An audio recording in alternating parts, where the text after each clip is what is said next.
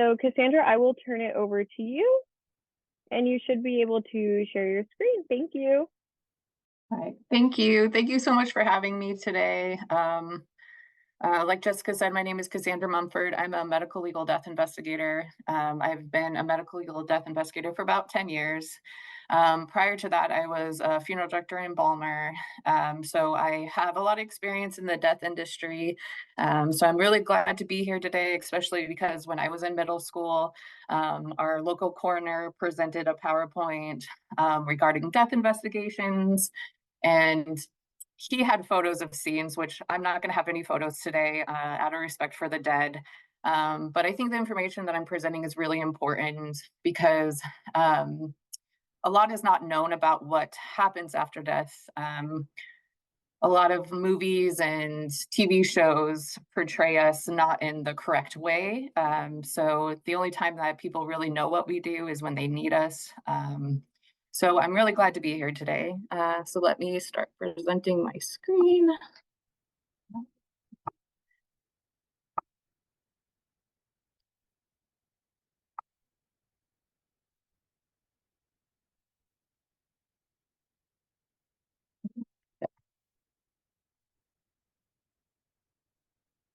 Can you all see that?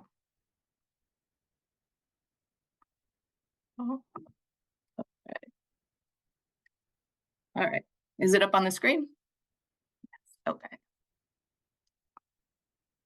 So today what we're going to cover is the history of the office, what is a medical examiner's case, the investigations, preliminary death investigation, what happens next, autopsy and exams, common types of death we investigate, estimating the time of death, and common terminology.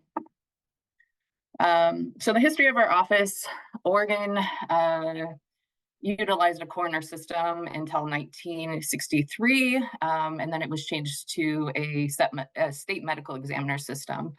A little bit about the coroner system versus the medical examiner system is the coroner system started back in medieval times. The coroner was appointed by the king to conduct death investigations.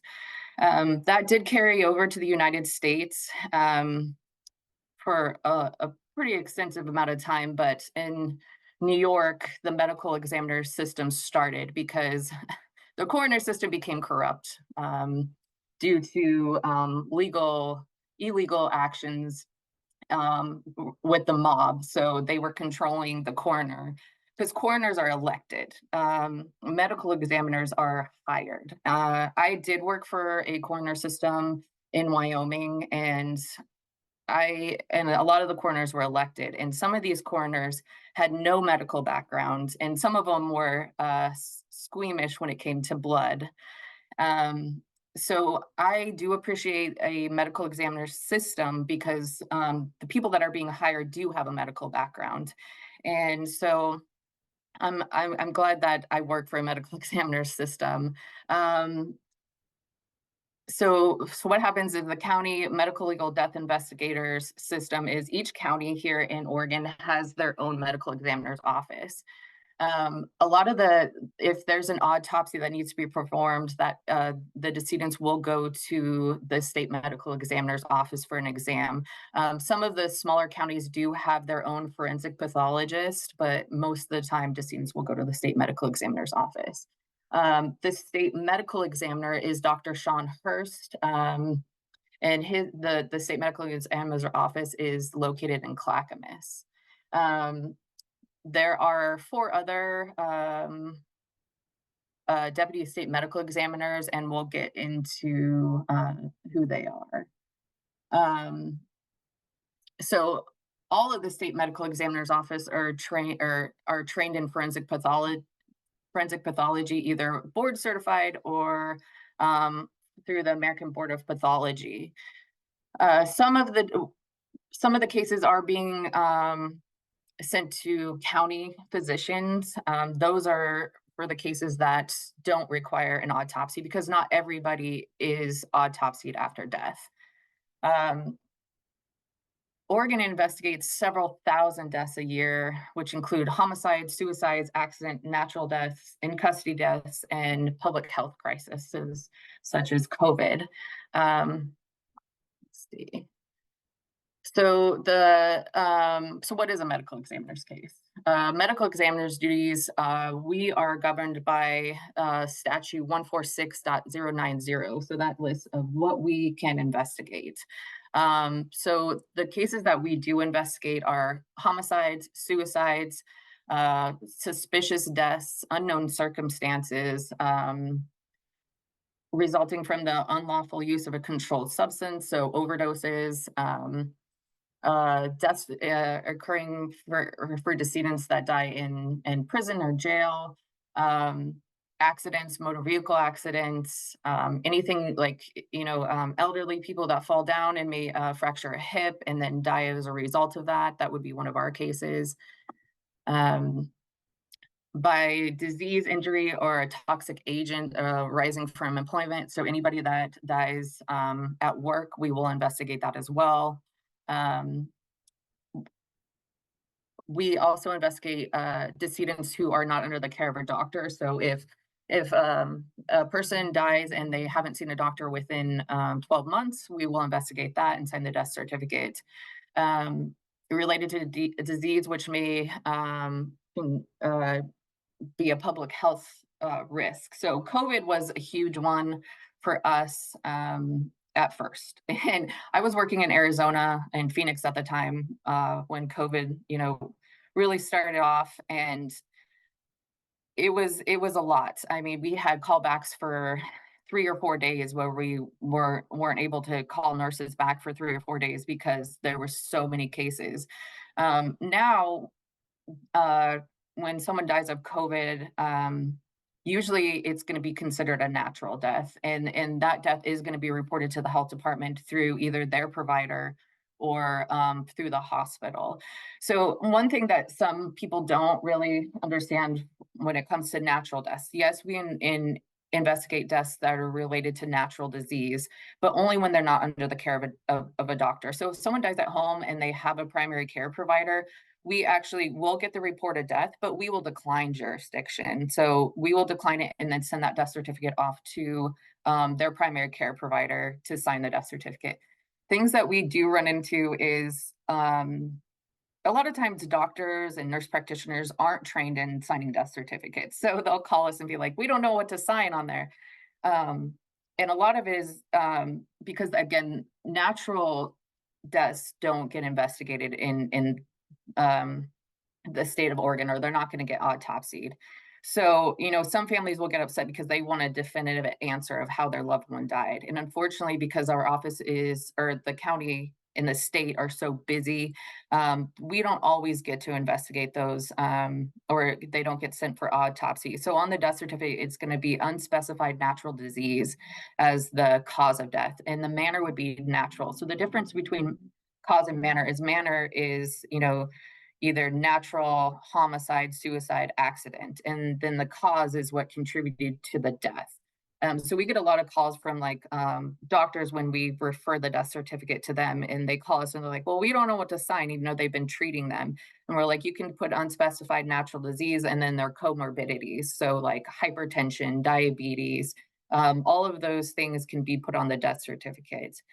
Another one is in which a human body apparently has been disposed of in an offensive manner. I have got a few of those, and so we do investigate those as well. So in Washington County, there are 5 of us investigators.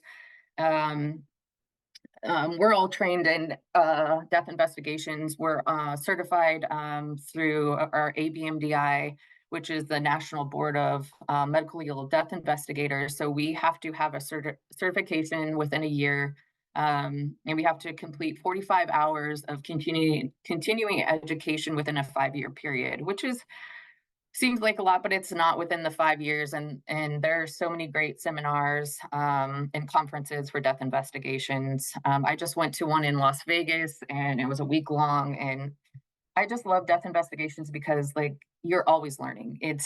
you're always learning even on the job and then through these conventions that they have. Um, so basically, death investigators, because we get people don't understand what we do in a way because they think like either we're physicians or that we're in law enforcement, but we're not. We are actually the eyes and ears for the doctor. Movies and television portray us as doctors or law enforcement, but a lot of the times from the different counties that I've worked in, the doctors rarely, if ever, go to scenes because they are so busy in autopsy and completing death certificates that they don't have time to come out to our scenes. I've actually never had a doctor come out. Do I think that they should? Yeah, I think they should every once in a while because sometimes I think people lose sight of what we do and why we do it. And we do this for the families for answers. And a lot of it is statistics because what we do is the information that we gather is put into a system and that's sent out nationally to, regarding suicides, homicides, like what is killing people. And then, epidemiologists take this information and they try to help the living, with suicide rates, like what can we do to help them? So our chief is Steve Hargis, and then as you can see, the rest of the death investigators, which they're all great. I love my coworkers. Um, so, so what happens with the start of a death investigation? So we either receive a call from hospice, a care facility, or hospitals. And again, it falls under those statutes what we're going to investigate. So we gather information, and it's either going to be we accept jurisdiction or we decline jurisdiction. And so a lot of hospital deaths and hospice deaths, again, we don't investigate every one of them. They are reported to us, but if it sounds natural, then we don't investigate that. We do have access to a system called Epic, so we can look up anybody that's ever been in any kind of seen by a doctor or at a hospital. We're able to access their records. So I can look through a decedent's records and I can see, what medical history they have, who they're under the care of. And, I find it really important. I always pull records on every death that's reported to us because sometimes law enforcement will be at a scene and they're like, oh, it appears natural, they have medical history. And then I'll go through the medical records and they have a history of drug abuse. So that is very important to us because yes, sometimes people will stay clean, but sometimes they relapse. So that's important. We have to investigate those. So if we do accept jurisdictions, what we'll do is if it does require a scene response, sometimes I do go to hospitals, especially when it comes to an accident or a drug overdose, because I still go there and I photograph the decedent and we do collect specimens. So admission specimens, we will take those and run our own toxicology report on those. So when we accept jurisdiction, we will go to the scene. We arrive at the scene. I usually talk to law enforcement and then I'll do a walkthrough before I do anything. And I try to avoid what they call tunnel vision because sometimes what you're being reported isn't going to be necessarily what is really going on. So I will photograph the scene. So when I get there, I do my entrance photos walking into the scene and do an overall. And then I will go to where the decedent is located and do another photo of all of everything. Um, I then will do a body exam. I actually do a body exam before I interview witnesses because I want to know what's going on with the decedent before I go and get a story. Again, that I just do that to avoid tunnel vision. So when we do in a body exam, we're looking for any trauma. We're looking anything that will help us understand what happened to this person. So then during the body exam, I have a camera, which is really nice because I need one hand free while I'm taking photographs to do the body exam. Um, and then after the body exam, I usually will go and interview, family to just kind of, when they were last known to be alive, their medical backgrounds, how they were feeling when the last time they were known to be alive. And then I'll also interview law enforcement, and if I really need to, I will get the EMS report, because a lot of times EMS is not on scene. It's usually law enforcement that will stay on scene with us. We One of our jobs as death investigators is to determine disposition arrangements. So, unfortunately, our office does not have refrigeration. So we have to, if we have to do a body exam, a really detailed one, say like someone dies in result of a motor vehicle accident, we actually have to take these decedents to a local funeral home and complete a full body exam. So we remove the clothing and we document every um, injury to the body. And a lot of times for motor vehicle accidents, it's going to be blunt force trauma that the result of how they died. Um, I I really wish we did have our own area to do these body exams, because again, the state medical examiner's office is really busy. That's why they put out, they have us doing those exams on decedents versus them doing it. But they do look over our report. It is seen by a doctor, and the doctor is the one that certifies the death certificate, not us. I wish we did have our own spot, but we are working on trying to get our own morgue here in Washington County. So we determine disposition, and what that means is either they go to the state medical examiner's office for an autopsy, or they're released to a funeral home. And again, there are how we decide that is the state put out standards on what cases they want to see for an autopsy. So of course, anything a homicide, they will see those every time. Suicides, if it's not suspicious in nature, they will not see those decedents, and it will be signed out at a county level. Overdose deaths, anybody 45 and younger that is a suspected overdose, is going to be seen by a forensic pathologist for an exam. Anybody 45 and older that has a documented history of substance abuse, the investigators, what they'll do is they will collect specimens on scene. So for what we test for specimens is vitreous fluid, so the fluid in your eye. We do put a needle inside the eye, and we do remove the fluid. So we test that. And then we do blood. So the state prefers femoral blood, and then we do subclavian blood, and we send that for toxicology. And unfortunately, toxicology takes 3 to 4 months to get that back. So a lot of times the death certificate is going to be pended until we get those results back.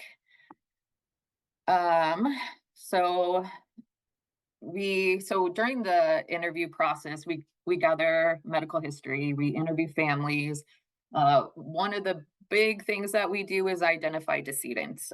Sometimes, decedents are found without ID. So say someone, is living on the streets, and they don't necessarily always have their IDs on them.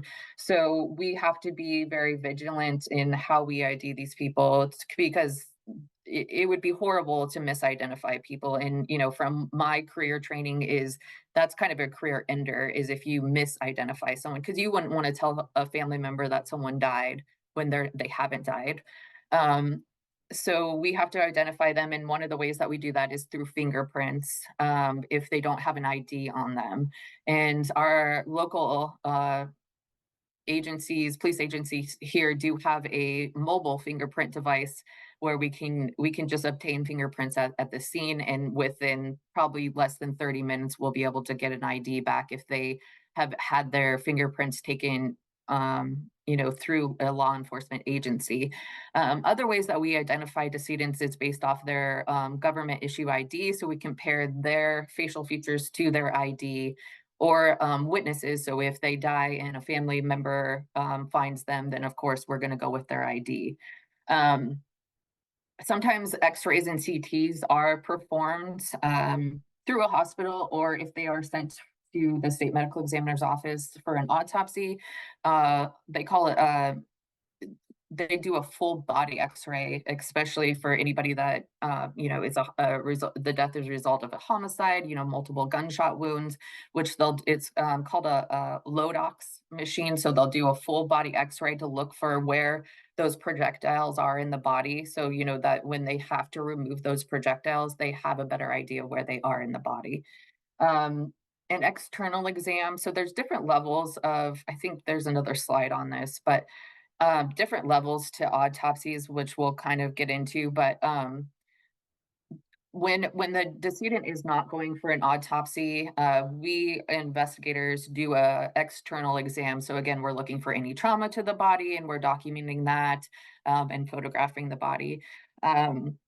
We decide if they're going to be going for autopsy. Again, we do kind of have those standards on which cases are going to be sent to the medical examiner's office or the state medical examiner's office or not. Um, then we rerun toxicology. Histology is actually done through the state. After everything is done with the case, investigators will write a full report. So the report goes into, preliminary findings. So the report of death, when we arrive to the scene, the witnesses, what they've told us, the scene circumstances, and then the body exam, and then disposition. So that's our report. The final report is done by the forensic pathologist or the county doctor signing. So autopsy and exam. So approximately 75% of Washington County cases don't go in for an autopsy, and why that is. The chief medical examiner, again, for the state of Oregon, is Dr. Sean Hurst. The 4 deputy medical examiners underneath him is going to be Dr. Milius, Dr. Stanley, and Dr. Viramontes. There's a morgue manager out there, a tech supervisor, and then they have 4 forensic technicians. So I used to work in autopsy, and it's not just the doctor doing the full exam. Usually all the doctor usually does is cut the organ. So the forensic technicians, what they'll do is they'll do the Y incision. They'll remove the rib cage, and then they remove the organ. So they use, they do the heart, the lungs. When I was trained, we do single organs. There's other ways where you can just pull all the organs out. And then the doctor, what they'll do is they'll look at the organs, see, any diseases, any trauma, anything like that, and they'll dissect those and then keep samples for histology. So going back to why only, again, 75% of cases don't go for an exam, again, is just because the state medical examiner's office is really busy. They are trying to pass laws now, right, for more forensic pathologists to come to the state of Oregon. Forensic pathologists really don't get paid a lot compared to other doctors, and I think that's a huge problem because a lot of people aren't getting into forensic pathology because of that reason, because they're not getting paid enough. But they're trying to change that right now. So what I was kind of talking about is there's different types of autopsies. Even if they do go to the state for an exam, they don't always do a full autopsy. So an external, again, is just looking at the body, documenting any trauma, anything like that. A partial autopsy is just opening up the head. So a partial autopsy, when they decide to do that, is usually because it's a suspected head trauma. So, elderly people, unfortunately, they do fall down, they do hit their head, and then there's a change in their status where, they either become lethargic and they die within just a few days. And a lot of those are subdural hematomas. So they will open up the skull. They do an incision behind the ears that goes up and over the head, and then the skin is pulled forward, and then the skull cap is removed to show the brain. And then we do take the brain out, and then the brain is examined by the doctor. A full autopsy, kind of what I went into, is, again, you just open up the chest cavity and you're looking for any trauma. You remove the organs. It depends on the case. Some doctors will do a posterior incision to look at any trauma to the spine or the neck, or a suspicious like homicidal strangulation. Sometimes you can see trauma to the back of the neck for those. So again, just kind of with what we prepare for the exam is the decedent is prepared for the autopsy. They're photographed in the clothing that they come in, and then after that, the clothing are removed, and then they're photographed without their clothing, and then the body is washed. And then through the whole process, the decedent is going to be photographed. The evisceration is again removing the organs. I believe the state medical examiner's office do fingerprint every decedent that comes in there just for ID purposes. The morgue techs will document personal belongings that come in, collect any evidence that may be on the body, and they actually X-ray the decedents before the exam. So these are the common types of death investigations that we do. Sudden infant death syndrome. So anytime there's an infant death, we do investigate those, and those are actually one of our #1 priorities that we have to go to right away. So when there is a reported death for an infant, either at a hospital, or at a home, we want to get there as soon as possible, because what we are looking for, which I will get into, is rigor mortis, lividity, because we want to make sure that the timeline adds up. Because unfortunately, you know, infants die of you know natural causes, but then not always natural, and it can be considered a homicide. So we have to determine that, and the sooner we get to the scene, the better. Asphyxia, like deaths, suicide, homicide, or accident. Suicides relate to gunshots, hanging, overdoses. Again, we have to collect the facts. So, something may be presented as some, a decedent. I had a case the other day where the decedent had a pretty extensive medical history, but again, I always look at medical records, and I looked at medical records, and this decedent just a month prior had a positive urine drug screen for methamphetamines. So, I go to the scene and I do find drug paraphernalia there. So it is really important to not get tunnel vision and to look into these cases. Um, Homicides, gunshots. There's not a lot of vehicular homicides that I've ever investigated. I've investigated a lot of gunshots, stabbings, blunt force trauma. I haven't ever had a fire related death to homicide.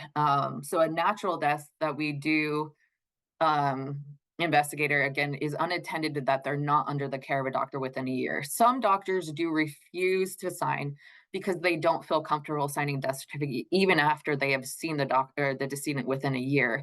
And they're just worried about getting sued, but they will never get sued because ultimately the cause and manner of death is an opinion, right? So based off of all of these things that happened, it is the medical provider's opinion on how they died. It's not necessarily fact. So we have to try to educate doctors when they call us, but if they absolutely refuse to sign, then we will sign the death certificate.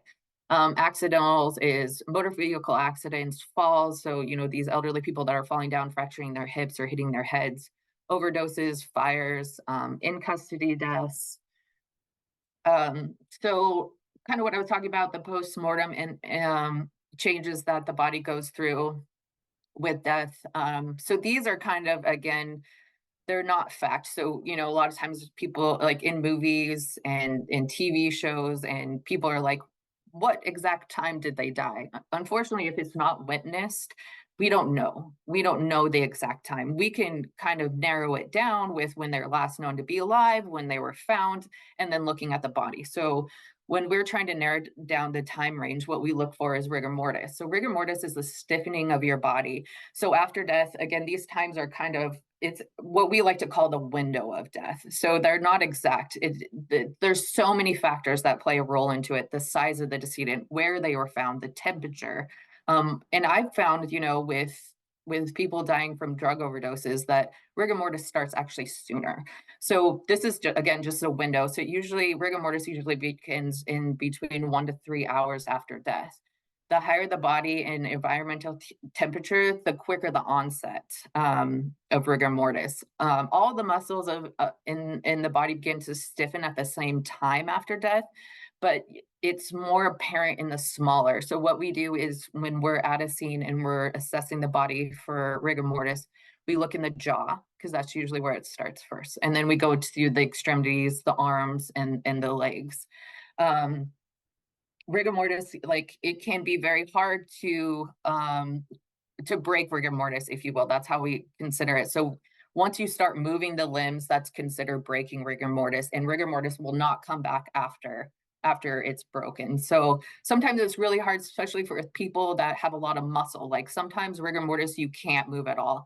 Unfortunately, I have broken fingers and collarbones, trying to move decedents because it is so stiff. Usually between 24 and 36 hours, rigor mortis starts to release. And so what is rigor mortis? Why does it happen? So we have a chemical in our body called ADP. So that chemical is released, and that's what helps us move our bodies, right? After death, obviously, that's not going to be released anymore. So that's what causes the body to stiffen. And then what we also look for is livor mortis, and what that is, livor mortis is the blood settling by gravity into the smaller vessels. So if you're laying down, the blood's going to settle to the lowest point of your body. So it's going to be underneath here. What we can do is if something's like underneath the body, that's going to be pressing up against the body, and the blood's not going to settle there. So we can look for signs, if the body's moved because of based on the lividity, if they've been moved or whatnot. So it's usually apparent within 1 hour after death, and it becomes fixed. So about 8 hours after death. And what that means is, so when I am doing a body exam, I press on the body where lividity is, and it either leaves my fingerprint on there, and then it dissipates back into lividity, or it's fixed, and you like there's no blanching of the lividity at all. So again, we look for that, especially in infants, to see if there's mixed lividity or if it's fixed, because that will give us a better time range on when the decedent died. And if they've been moved. So this is something that we really look for in homicide cases. So finding a body and having lividity to one side of the body and then to another side of the body, that isn't consistent with how the body's found. Algor mortis is the cooling of the body from its normal, and so your normal temperature to the surrounding environmental temperature. The rate of cooling is not exact. So when we find a decedent that's been down for an extended amount of time, their body temperature should be the same temperature as it is in whatever environment that they're at. There is a formula on how to get the exact temperature. There's a lot of formulas when it comes to rigor, lividity, and algor mortis. But what we do when it comes to getting the body temperature is we will look at again, this is kind of a standard what investigators do is when they get to a scene, they'll take a photograph of an internal thermostat, or if someone dies outside, we'll get the temperature from the national weather agencies to get the exact temperature. So we can look at that, and then we take a thermal gun, which we use to get the temperature of the body. So then we can use those again to kind of look at when this person died. So this is kind of more for hospitals and medical agencies or law enforcement when they report a death, because hospitals are required to report a death if the decedent has been in their care for less than 24 hours. Sometimes hospital staff will kind of treat us like a checkoff box, like, oh, we call the medical examiner's office, and they'll call us and not know anything about the patient. And we have to have this information. It's actually required by law that we get this information. And postmortem care is continuing to care for these patients, because sometimes I'll have nurses be like, it's your job to investigate the death. No, it's all of our jobs. Like, we're all public servants. We're all in this. Like, they wouldn't say that to a family. So that's why we do a lot of community outreach. We reach out to, hospices and hospitals and let them know why we're doing this, because it is important.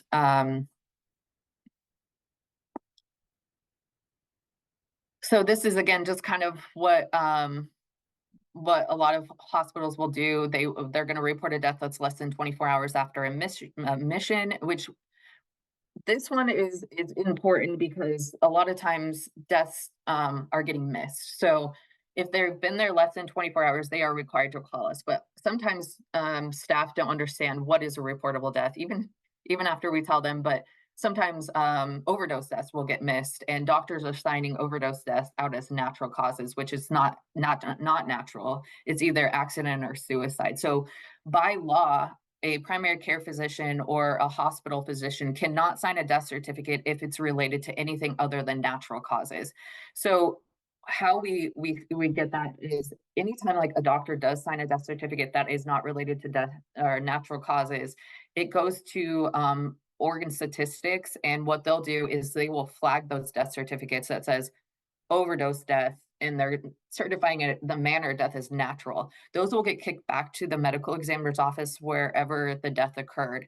And we will review that death certificate, pull medical records, and determine if it is or isn't our case. And a lot of times they are our cases. So that death certificate has to be recertified. That's really, and it's kind of a pain in the butt for families, and they kind of get upset because they're like, well, they're dead, so why does it matter? But it does matter, again, for statistics, and because their doctors by law cannot sign a death certificate when the death is not from natural causes. Um, Again, a lot of our deaths aren't when they're at a hospital or hospice, they aren't taken in for an exam. Ones that I have been seeing that are taken in for exam is, people under the age of 45 that are dying from suspected overdose deaths. They'll want to take those decedents in to see if there's anything else that may be contributory other than just drug related. So this is the information that we usually gather from not just from medical staff, but also from law enforcement. The name of the decedent, date of birth, date and time of death, the address of where they lived or the place of injury, next of kin information, why they are admitted, H&P, so just their medical background, demographic information, if they had a history of substance abuse, alcohol abuse, tobacco use. If their death was related to trauma, sometimes we'll get, oh, they had a fall. No, but really they had a medical event and they collapsed. So that's where we have to educate, okay, there's a difference between a decedent that's going to fall down and get a fracture versus they had a medical event and they didn't, have any trauma to their body. So we have to help distinguish that. If the decedent was under the care of a physician, their height and weight of the decedent, because that's important, because we go to a scene and I usually transport decedents myself either to the autopsy in the state medical examiner's office or to a funeral home. But sometimes we get really busy and we have to count on, we have a transportation company out of Portland, but they take a while to get there. And then we do have rotational funeral homes that will come and help us move decedents if we can't do it on our own.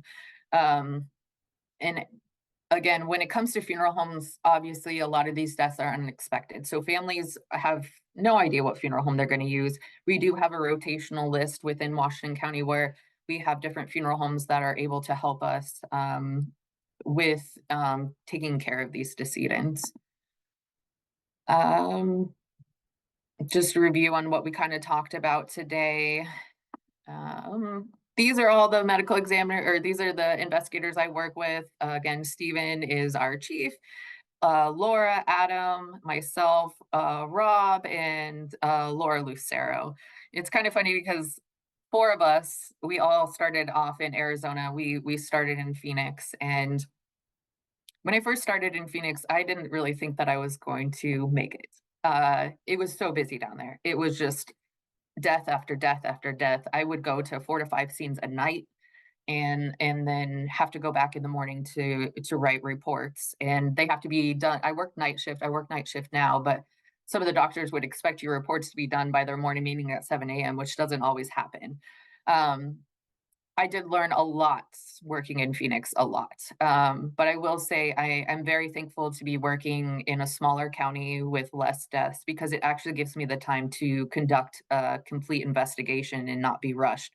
Because, I feel like, when you're so busy and you don't take the time to investigate a scene, you could miss things. And I don't want to do that. So I'm thankful to be working for the medical examiner's office here in Washington County, um, versus a larger medical examiner's office.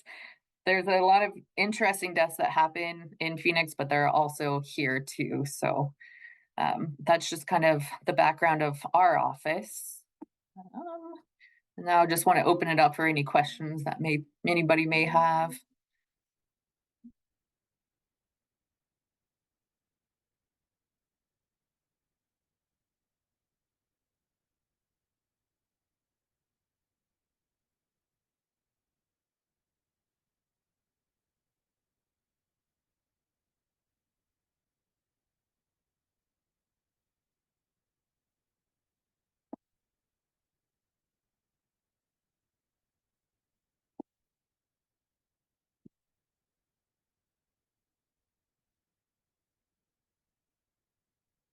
Okay, so I see one question in there.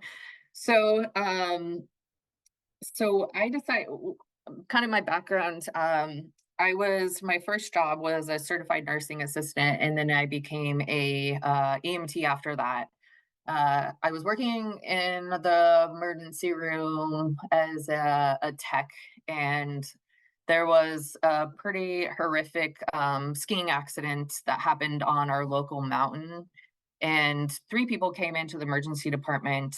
And what had happened is a snowboarder was going way too fast in an area and hit a mother and her child. And all three ended up in the emergency room.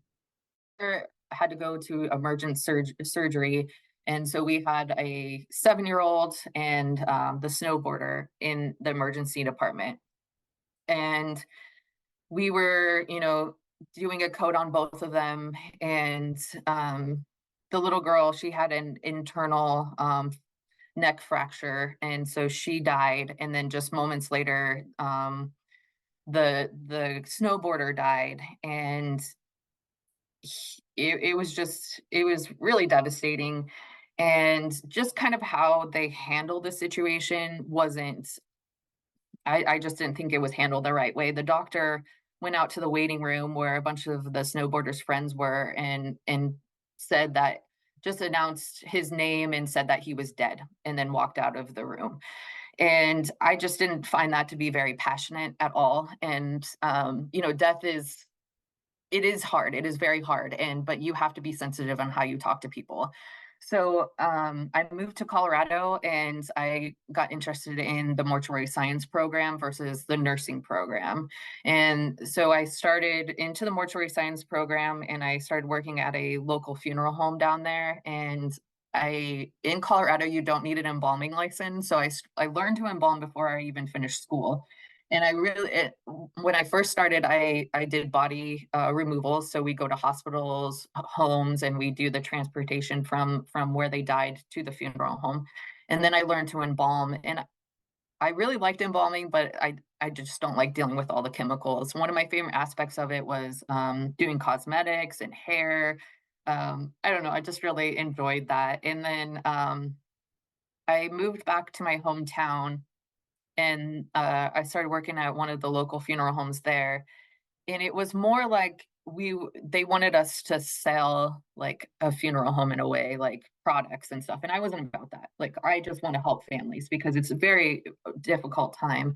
And so I um, I emailed the local coroner in my hometown, and I was like, I don't know anything about death investigations, but I'm really interested. And she gave me a chance. And I will say that when I got into it, I was like, I have no idea what I'm doing, but they were really patient with me. I was trained by a retired deputy sheriff, and he was so great to learn from. And I loved how passionate he was to families. Like, he would sit down with them eye to eye and just listen to what they had to say, because a lot of families just want to be heard, and they want to talk about what's going on. And then anytime we got done with the scene, he'd be like, what could I do better? And so I always take that into consideration whenever I'm in a scene, like, what can I do better?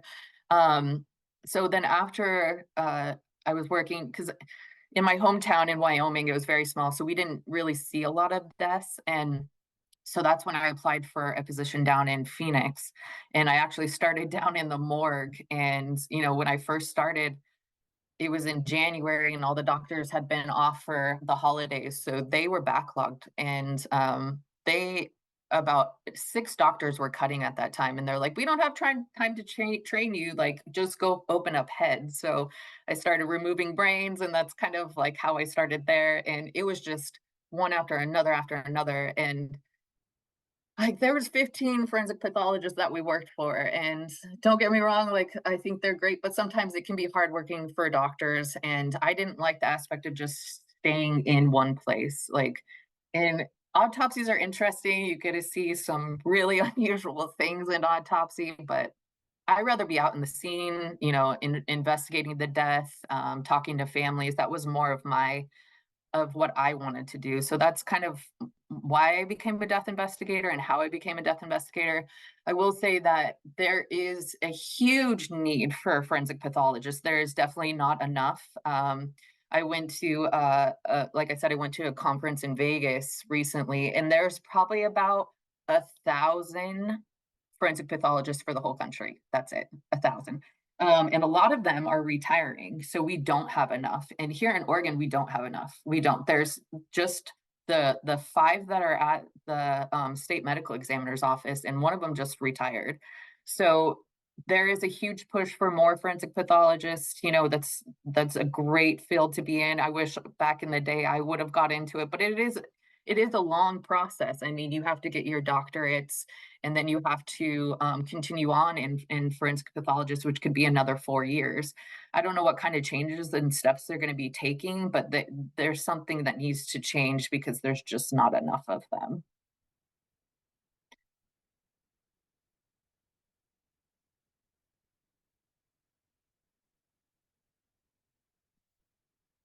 Okay. How does your job help aid law enforcement solve unsolved cases? So, um, again, so when a death is reported to our office by law enforcement, they'll tell us what the circumstances regarding how they were found, why they were called. So, and then they have to law enforcement has to report it to us. So again, a lot of times, the officer will be like, hey, like, this appears natural. And then I'll look in the records and be like, oh no, like, they have a drug history. And it's been on several occasions I'll go to a scene and be like, oh, look, here's drugs. So we help them and they help us at the same time. When it comes to homicide, or homicide cases, here in Oregon, the medical examiner actually has more authority at a scene than law enforcement's detectives. Like, they are not allowed to touch that body until we come there. And it is a misdemeanor if they do manipulate the body at all. And we find this a lot for like suicide. So, when it's a self-inflicted gunshot wound, officers will move that firearm, or like a police involved shooting. Like, I've had them move a firearm with a police involved shooting, which is considered a homicide. And you have to remind them, hey, like, you can't be moving the firearm. Like, we are here to help protect you in a way, and then also determine what happened. So if you're removing this firearm, like, I can't see this in place. And their rebuttal to it is, well, we wanted to keep this in safe. Well, you can. The firearm isn't going to go off on its own. So like, we have to remind them, please do not alter the scene whatsoever. So we do not need a warrant to enter a scene where there's a deceased individual. Do we usually wait for a warrant? Yeah, we do.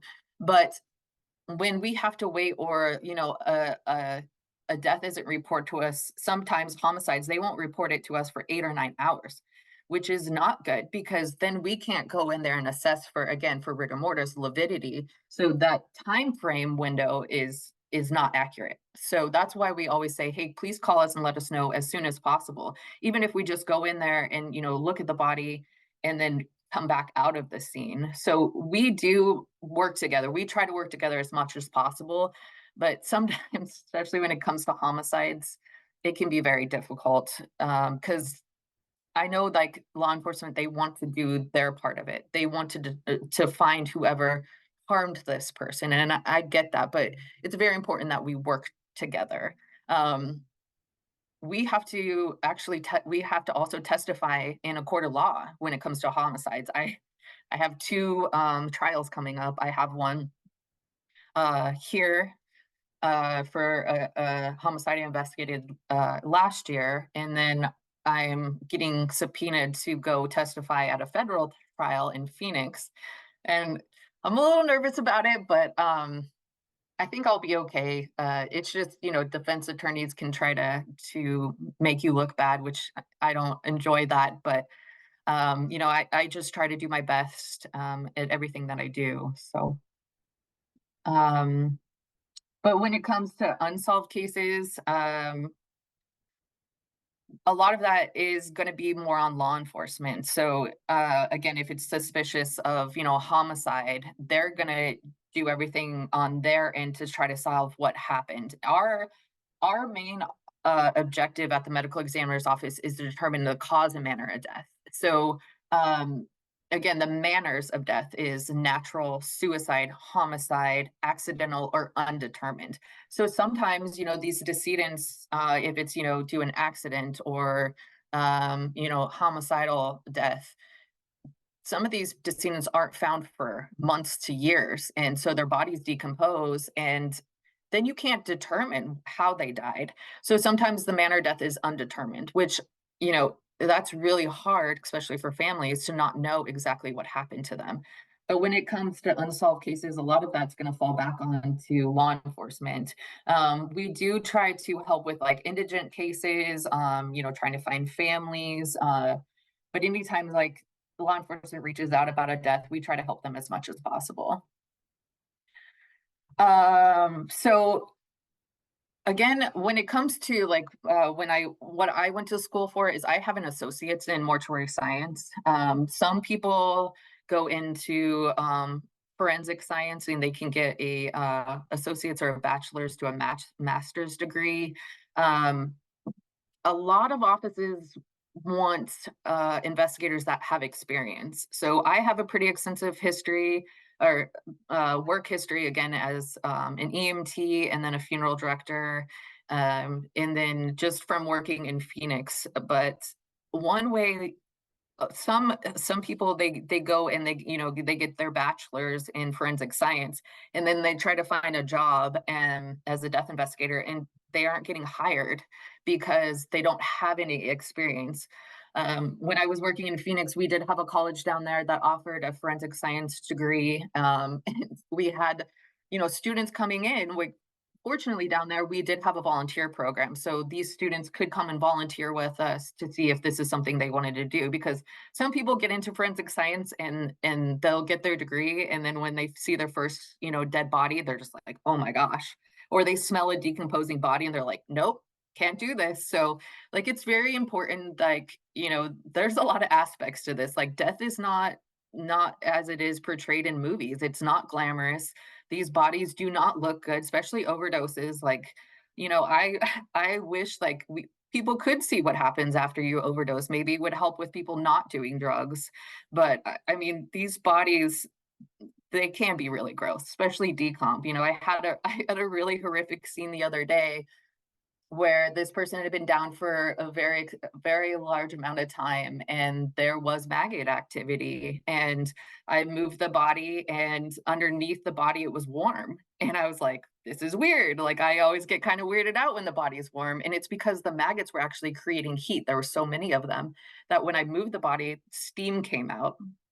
It was probably one of the weirdest things I've ever seen. So when I say like you're always learning in this job, you absolutely are. Because sometimes you go into a scene and you're just like, what is going on? And sometimes you're like, how do I even describe what is going on? So it's very interesting, and you learn a lot on the job. You can learn, yes, there is you learn by going to school, but you learn so much by experience as well.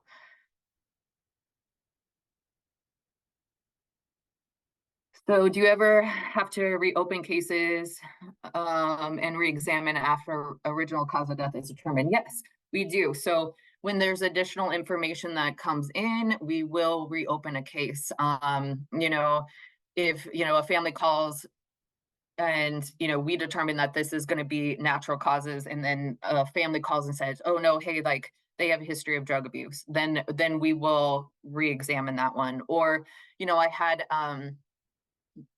infant case months ago, and the forensic pathologist determined the cause and manner of death, and the pediatrician for that patient contacted our office and did not agree with the findings at all. And so that case was reopened, because the family was just worried, because they didn't want that to happen to their next child, which I understand. So yeah, there are times when it is reopened. Or you know we do get a lot of families that are upset, and they want to know what happened, and so we will re-examine those cases as well.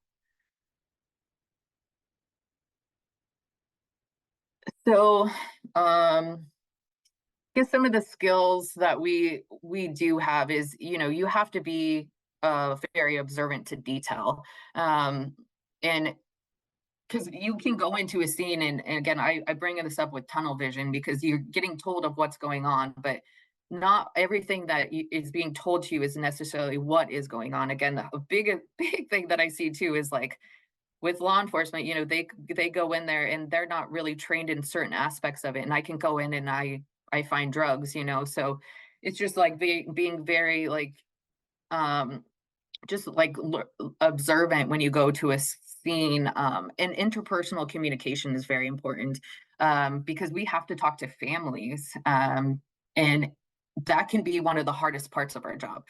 I do this job because I want to help families, and not everybody can talk about death. When you talk about death, people are usually, I would say, they don't know how to talk about it, and they don't always say the right thing.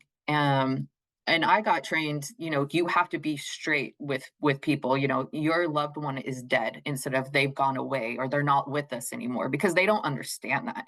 So I think one of the biggest skills that you can have in death investigation is communication skills. Um, it's hard. Like, we have to do death notifications to families, and I've had different ranges of how people respond to being told that their loved one has died. When I was newer, like, again, you learn on the job quick, but when I was a newer investigator, when I was working as a deputy coroner, I had to do a death notification for another county, and the person's house was down the street from my house. So I was like, okay, well, I'm just going to go down there and notify them. And I didn't have law enforcement go with me, which I should have. And I went down there, and the daughter answered the door, and I asked to speak to her dad, and he had just got a night shift. So he had only been sleeping for about an hour, and then I notified him that his son had died. And he started throwing things, started gone on the ground, started punching the ground, and like then I had to call law enforcement, and our victims advocates there to help me. And I learned really quickly, like, I needed support in notifying these families. I mean, I've had families laugh about it, I've had families be happy about it, all different aspects. I've had moms crawl on the deceased child's body and just hug them. Like, it's a lot. But yeah, the best skill I think you can have is just how you communicate and attention to detail.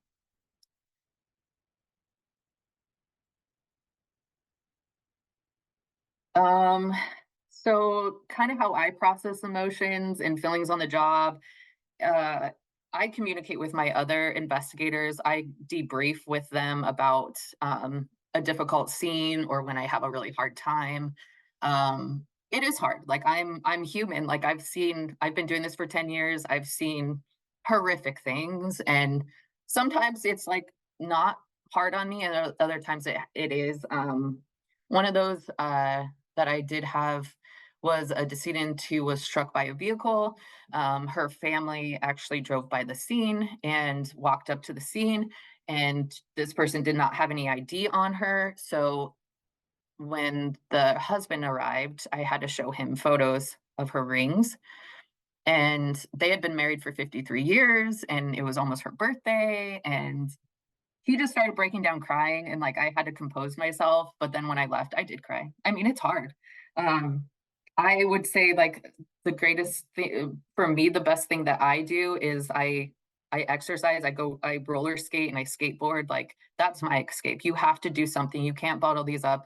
You know, we're considered last responders, like first responders, EMS, dispatchers, law enforcement, fire. They all have debriefments. We don't.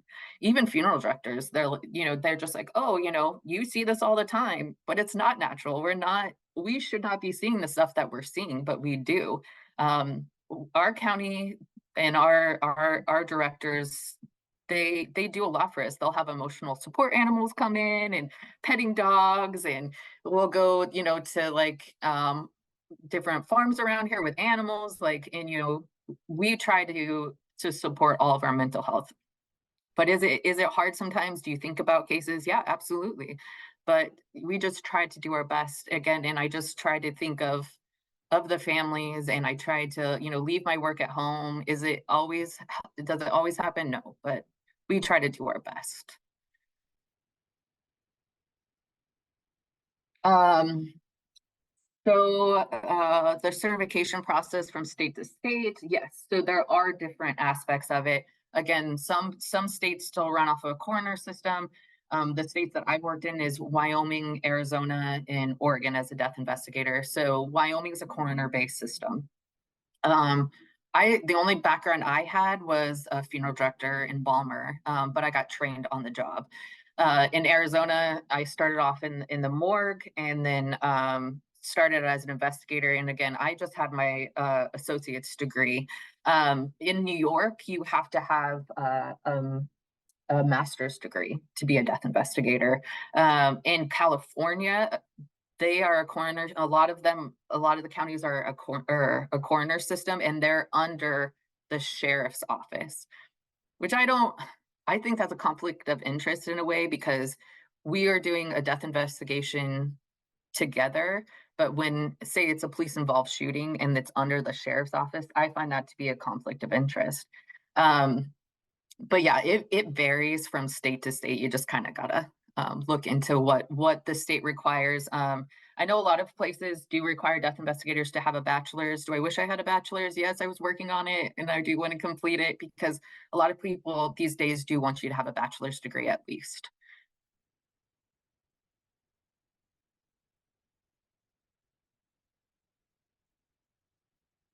So, the Google search for how many forensic techs are there in Oregon. So forensic techs versus forensic pathologists are different. There is definitely going to be a lot more forensic tech. So a forensic tech is the ones that are assisting doctors at autopsy. Again, I started off in autopsy in Arizona, and then I assisted with them autopsies in Wyoming.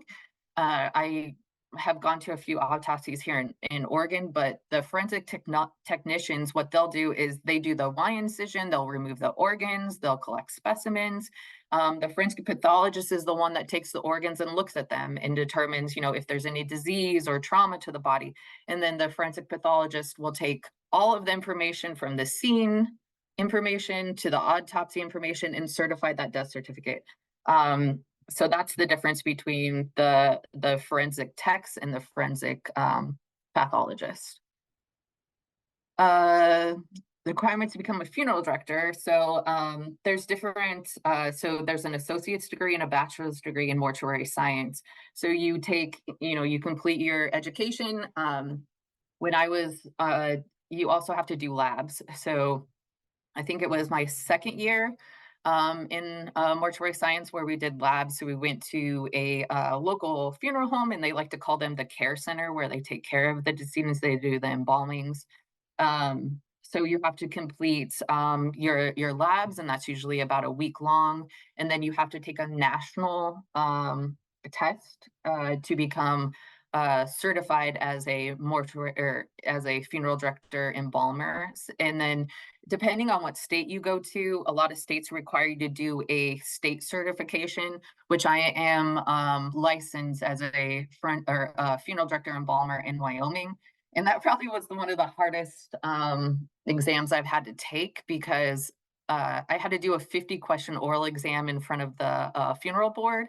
And it was hard, but I still have that certification, and it's a lot easier if you keep your certification within a state because you can then transfer it to another state. Does Arizona have a higher rate of overdoses compared to Oregon? So in Maricopa County, where I worked, it is a very large county. There is a very large population, and yes, overdoses constantly. When I worked there, I probably had an overdose death probably once a day, twice a shift. There are a lot of overdose deaths here in Oregon, unfortunately, compared to the population. I was in Multnomah County for a little while, and there's a lot of deaths there related to drug overdoses. So when it comes to overdoses, it's suspected at first, right? Because they may be found with drug paraphernalia with them, or they may not be, but they have a history of that. That's why we take, blood and vitreous fluid and urine, and we send those for toxicology testing. So the death certificate will be pended. It will say pending toxicology until we get those results back. So when we send out for toxicology, we look at what is in the system and how much is in the system, because sometimes people die over an overdose death due to an accident. Say someone hadn't been using drugs for a long time, and then they get out of prison or jail, and then they go right back to a substance and they take way too much. So that's going to be considered an accident. Unfortunately, we do see a lot of fentanyl overdose deaths. So fentanyl, when it comes to those blue M30s, they're very, very, very dangerous. And it's basically playing Russian roulette when somebody takes those, because sometimes those fentanyl pills will have just a small amount of fentanyl, and sometimes it'll be pure fentanyl, and it will kill you eventually. It's not if you will die, you will die from it. So it is dangerous. And right now, we do have a narcotics team in Washington County, and they are so busy right now. We have had so many overdose deaths recently. There is something, I know all drugs are bad, really, they are, but there is something in going around circulating in the community that is killing a lot of people, and it's very, very sad. We get a lot of calls from families, and you know decedents have had this long history of drug abuse, and they do look for fentanyl, and it's really sad. And I'm hopeful that people will continue to get help, and there'll be more services for addiction, because it is a health crisis. It really is. And about 200 people a day die in the United States from a drug overdose. You're more likely to die of a drug overdose than you are of a car accident. Like, nothing's safe these days. Like, it's not like it used to be. Like, fentanyl is pretty much in everything, in cocaine and meth. We see a lot of it when it comes back from toxicology. And some people think like they're taking, because the blue M30s that are out on the street, they're counterfeit oxycodone, right? So people think, oh, I'm taking a pain pill and my body hurts. No, it's fentanyl, and then they die from this. Or teenagers are at a party, and they're like, oh, hey, we got cocaine, but it's laced with fentanyl. So it's dangerous. It's very dangerous. So I went to for my mortuary science degree, I went to Arapahoe Community College in Colorado. Um, I don't think any of it was really that difficult. I actually really enjoyed it. My favorite class was restorative art. So you learn to restore decedents. So like sometimes decedents will come in and their face will have trauma, or their head will have trauma. And as a funeral director and embalmer, you have to restore these people's facial features because family wants to see them. I had a case where a decedent got in a car accident. The car actually landed on his head, so it was concaved in. So we have to build the head back up, right? And then you have to do facial features, and I really enjoyed doing that. And then in our restorative arts class, we took clay and we built a face and a head, and I really enjoyed that. He melted since then. That was a long time ago, but I really enjoyed mortuary science. It's a great field to get into. Um, I will say though, like, there's not a lot of money in it unless you own your own funeral home. But if you want to help families, and you want to get a step in the door maybe to become an investigator, that's a good way to start. And volunteering, you can always call a funeral home. Hey, can I volunteer for you? What can I do to help you? Um, Hopefully soon we are trying to open up an intern volunteer program, which we only really need because we're luckily are not that busy, but we do need some help. And we know a lot of students out there that want to get into this field because we have them email us all the time, like, hey, do you need help? An internship, which I wish most of our offices did do an internship. The office I worked for in Phoenix, we had a volunteer program, which was nice because like the volunteers would drive us to scenes. And again, we were so busy, like I would be writing my report while I'm getting driven to scenes by volunteers, or when I'm at the scene, like I'm pretty good at moving bodies. I have a technique on how to do it, but it's nice having somebody there to help you. So they would help move the body or get records for us, or create a subpoena that we'd have to send out if we needed records. But yeah, volunteering is probably the first step that you want to do to get into this field.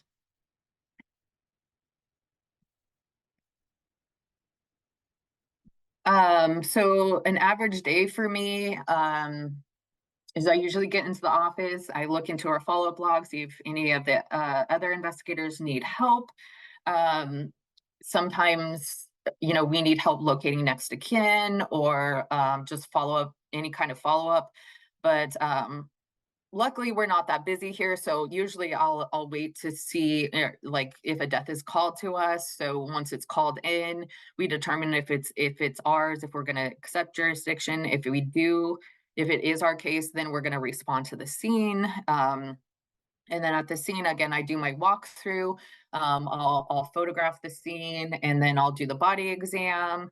And then I'll go talk to families, and then either the decedent or will transport the decedent to a funeral home or to the autopsy facility in Clackamas.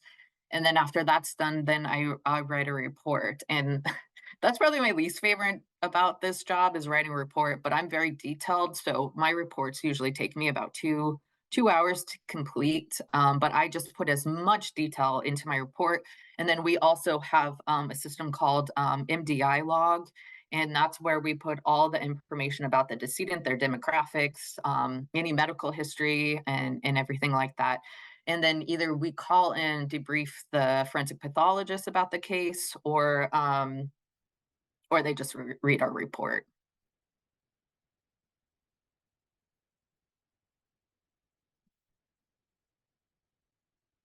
Is there any other questions?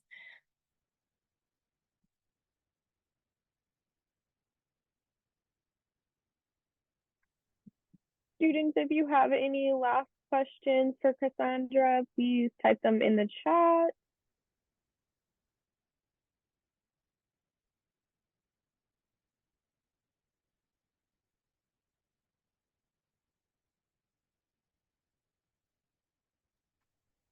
All right, it doesn't look like we have any other questions, so I'm going to go ahead and share my screen for just a second